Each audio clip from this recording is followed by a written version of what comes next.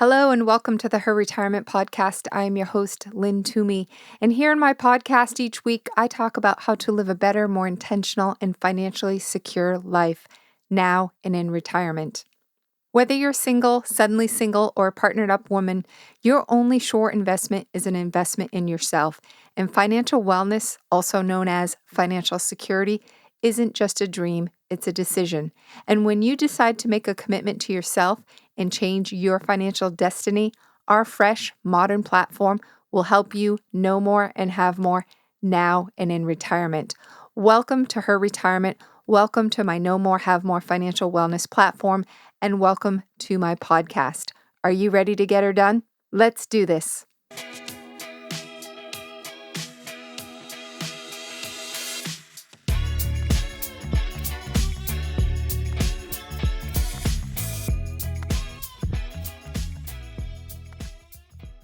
Hello there, and welcome to this week's podcast where I am talking about the growing concern over volatility in the current stock market and a question that seems to be on the top of everyone's mind, which is this the beginning of the end? That is the end of the bull market that we've enjoyed for the past 12 years. Or is this simply a short-term fluctuation? Well, guess what? No one knows for sure, and how the market performs is not something we as investors can control. But one should understand what market volatility is and also what is something called sequence of return risk and why it's a big risk to your retirement. For those new to investing, a bull market is loosely defined as a persistently sloping upward line. During a bull market confidence is high and investors are eager to buy stocks with the hopes that their stocks will grow in value. During a bear market, on the other hand, it's quite the opposite.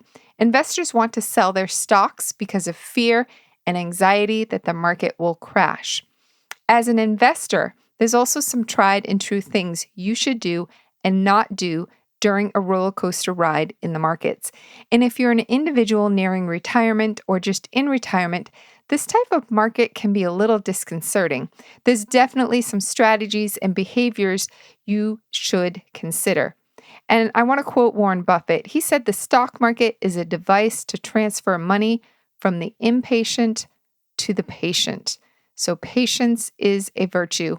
I want to start off with a quick review of volatility and sequence of return, and then I'm going to go into some suggestions for what we investors should do and not do when we're faced with this kind of up and down market. When we witness market volatility, it's certainly very unsettling, even for the most astute investors. Many things affect the swings of the market, and some of these effects are short-term blips, while others can lead to longer-term bear markets. The question right now is, should we all be worried, and what, if anything, should we do about it? And there's a saying on Wall Street that says, stocks climb a wall of worry, which basically means that investors are always worried. So worry in and of itself is not something unique. It's just that the whole world seems to be on edge. And then when you get these 4, 5, 6, even 10% fluctuations, people are like, wait, is this a sign that the end has arrived? But even with the effects of volatility and sequence of return risk, which I'll talk about after I talk about volatility, the stock market has always come back and outperformed other investment options over time. The truth is there will always be something to worry about, but stocks and bond markets typically remain resilient if you have patience and are willing to stay the course. This is the good news.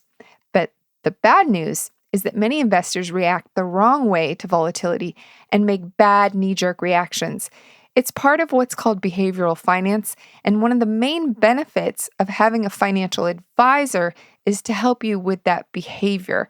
He or she can help you stay the course in these times of turbulence, which, by the way, I think is the best advice.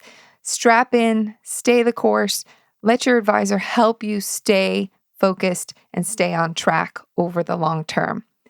The market has averaged, with all its volatility, 9% rate of return since 1970, which means if you invested $1 back then, you'd have close to $70 today. Market volatility is a side effect of investing. It's always been present and it always will be. To enjoy higher returns, however, you need to assume more risk. However, that risk comes with having the stomach to weather some potential large swings and often losses during a given time period. In fact, people are stressing about a 4, 5, and even 10% market drop during this week, but market declines of 10% or more during the year are actually quite common. In the last 6 years alone, we have seen 4 years with intra losses of more than 15%. And despite the ups and downs, the Russell 3000, which is another index like the S&P 500, it rewarded disciplined investors with an average annual return of over 9% since 1980. So the goal isn't to time the market. In fact, it's impossible to time the market. Your goal should be to invest in the market, ride the ups and downs, and reap the rewards. One financial investment company I researched stated this: if we look at individual investors and their track record, the average equity stock investor trailed the S&P performance over a 30-year period by more than 4% per year as of December 31st, 2020, which means that missing a 4% compounding return over decades can be devastating to your wealth. But why does this happen? Right? The average investor thinks that they will sell before the downturn and then buy when things are better. But reasons to worry and volatility always persist, so they end up selling and getting back in at the wrong times. They try to time the market, and market timing has proven not to be effective. Missing only a few days of returns can dramatically affect your investment outcomes. So if you get in and out at the wrong times, it can have a dramatic effect. For instance, from 2000 to the end of 2020, a $10,000 untouched investment would have grown to almost $43,000. Missing only the 10 best days out of almost 5,000 trading days would have cut your potential growth by more than half, and your investment would only be worth about $23,000. That's a $20,000 difference. Market timing sounds like a reasonable strategy, but it never works consistently to your advantage over time. Research proves this. Professional and individual investors alike only hurt their long-term performance when they try to time the market. Now I want to explain volatility a little bit more.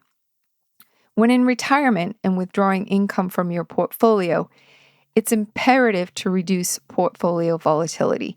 Volatility doesn't impact us so much in the accumulation phase of life, but when it comes to approaching retirement, it's imperative. Recent studies have proven that when withdrawing income from a portfolio, the portfolio with lower volatility will experience a longer lifespan than one with higher volatility. And a study completed by Shore Dividend titled "Why You Must Care About Volatility in Retirement" concluded that the greater the volatility of your portfolio, the greater chance you have of outliving your money, all things being equal. By its nature, higher volatility means greater swings in the value of your portfolio.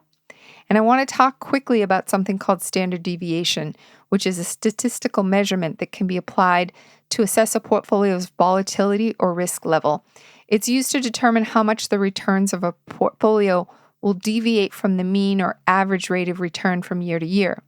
The higher the standard deviation number, the higher the volatility or risk in a portfolio. The higher the standard deviation or risk, the shorter a portfolio will survive when taking withdrawals. Okay, that's very important, when taking withdrawals, i.e., like in retirement.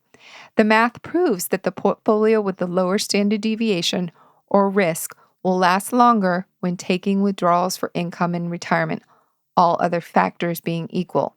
So simply put, again, the greater the volatility of your portfolio, the greater chance you have of outliving your money, all other things being equal. The result of the study concluded that the higher the standard deviation or volatility in the portfolio, the greater chance of portfolio failure or financial ruin. As standard deviation or volatility was lowered, portfolio failure rate was decreased, and a higher degree of success or portfolio survival was realized.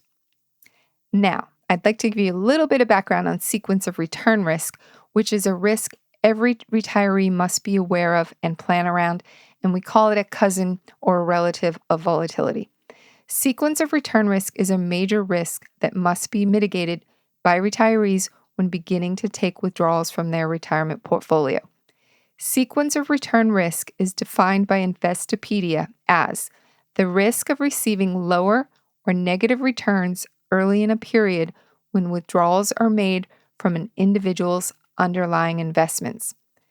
Dramatic portfolio losses early in retirement will reduce the lifespan of the portfolio. Understanding this requires a different way of thinking than when money is invested while accumulating for retirement without any withdrawals. In the accumulation phase of life, when you're saving and growing and investing, sequence of return makes no difference. At the end, you wind up in the same place with the same dollar value. While sequence of return risk cannot be controlled any more than market volatility, its effects can definitely be mitigated. And having a safe money bucket of funds to draw income from in the event of a dramatic downturn in the stock market can be an effective strategy to protect your portfolio from negative sequence of return risk. So, one of the things to keep in mind now is to make sure that you have that safe money bucket of funds to draw from if you're approaching retirement soon, the next year, the next couple years, just in case we see any dramatic downturns in the stock market. Research studies have concluded that having this kind of buffer to draw from when market losses occur can have a positive effect on the long-term survivability of your overall portfolio. And a major psychological benefit of an income buffer strategy, it will enable a retiree to withstand the temptation to exit the stock market with their retirement funds during a period of market losses, which might put the retiree in a market timing guessing game.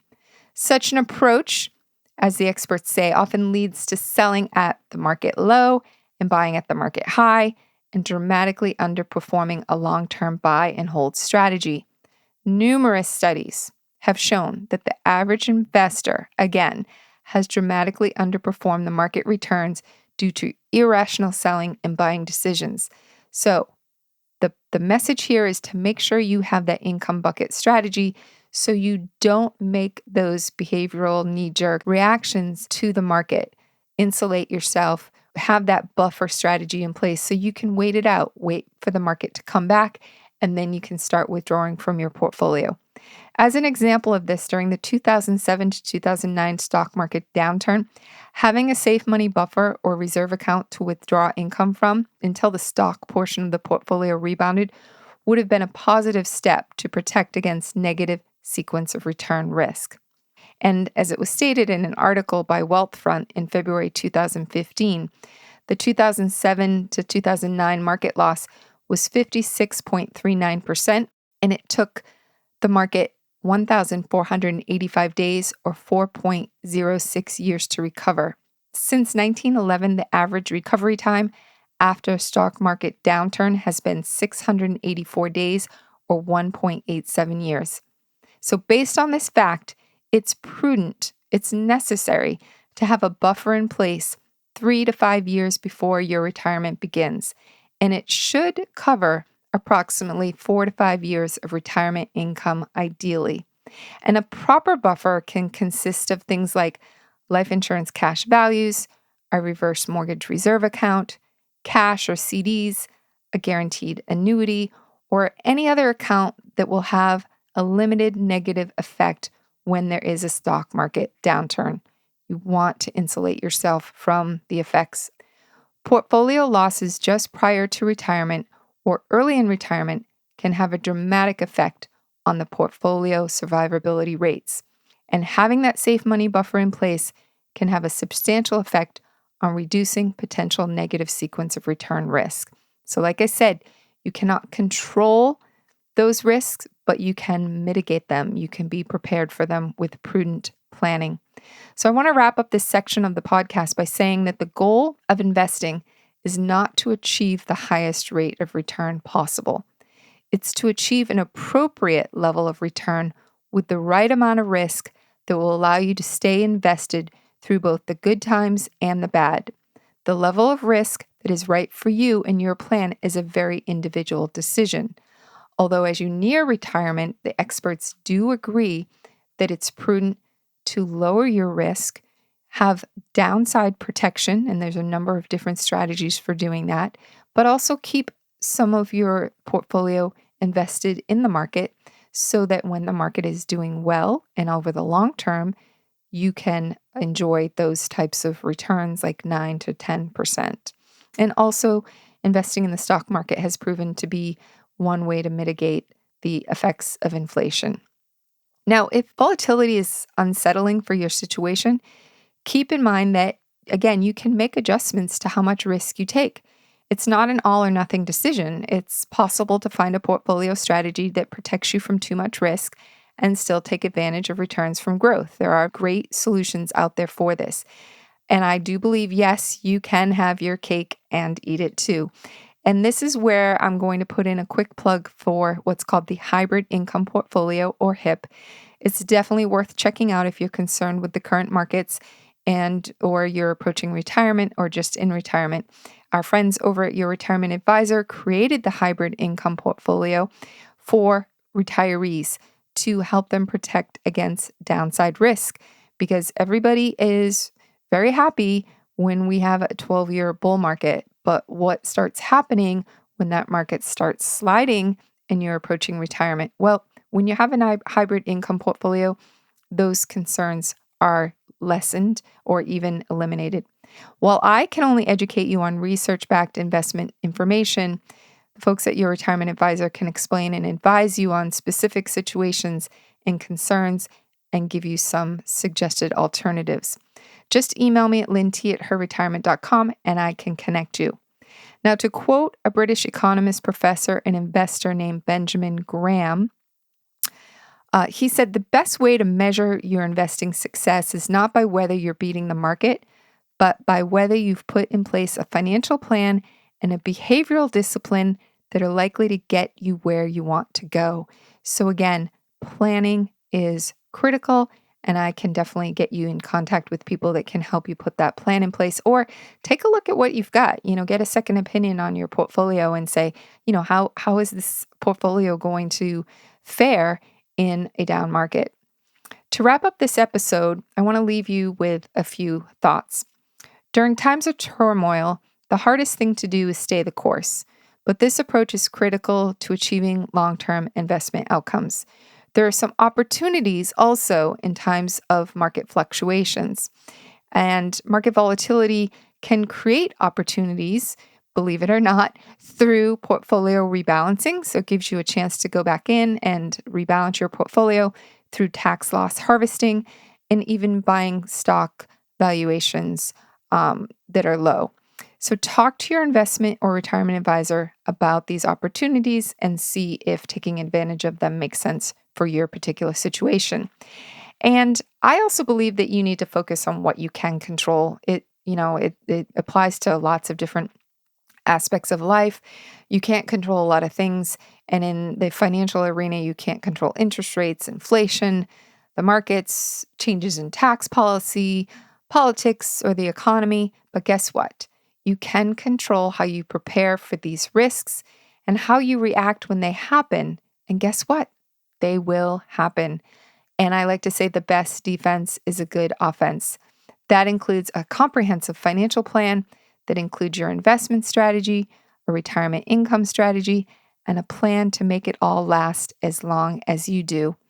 And as the founder, chief investment officer of Ellevest, Sylvia Kwan, stated, over the past 93 years,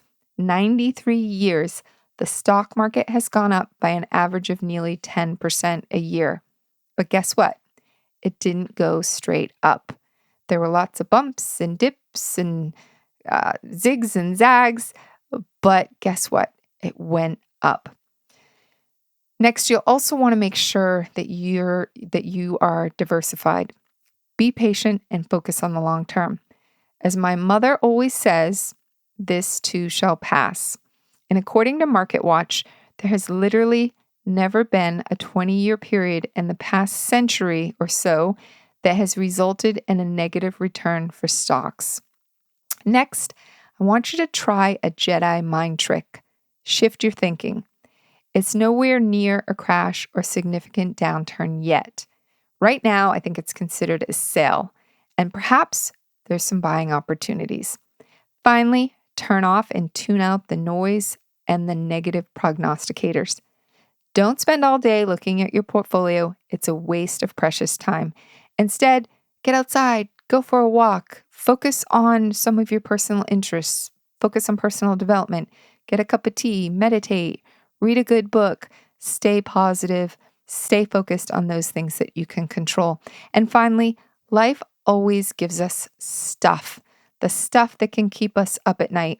That's why I use Insight meditation app. It's actually an app that has meditations and all kinds of stuff, but it puts me into a deep sleep when I can't get my brain to stop thinking and worrying. Don't let the stock market be one of those things that worry you. There are ways to protect your money from downside risk and to help you sleep better at night. Reach out to me if you want more information on what I call this sleep insurance or any other investment help. I can connect you to the people that are registered and qualified to help you. Again, my email is lynnt@herretirement.com. I hope you enjoyed this episode of the podcast. I hope it was a little positive in what looks like a lot of negative conversation going on out there in the world today about a lot of things. But you know what? Here's to resiliency. Here's to staying the course. Here's to getting her done. Remember, worry doesn't look good on anyone. Thanks, and we'll talk to you next week.